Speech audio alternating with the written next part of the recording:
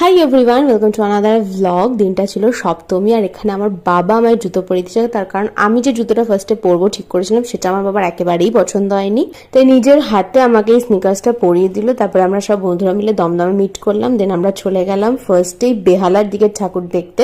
এটা ছিল কেন্দুয়ার ঠাকুর আর সুশান্ত শিবানী পালের পুজো আমার তো প্রচন্ড ভালো লাগে বরাবর, আর 2025-এর ওয়ান অফ দ্য বেস্ট ঠাকুর এটা আমার কাছে।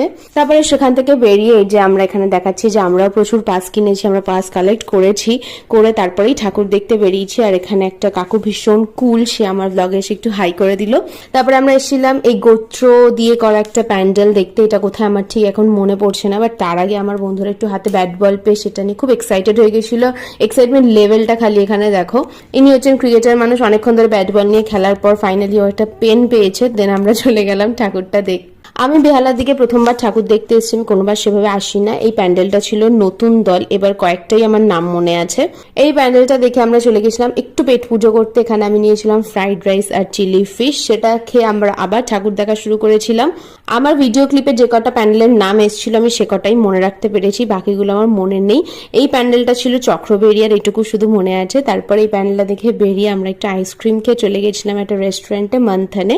এইভাবে আমি আমার সপ্তমীটা সবার সাথে কাটলাম। তোমাদের সাথে দেখা করছি আমি নেক্সট ব্লগে। Till then take care, tata.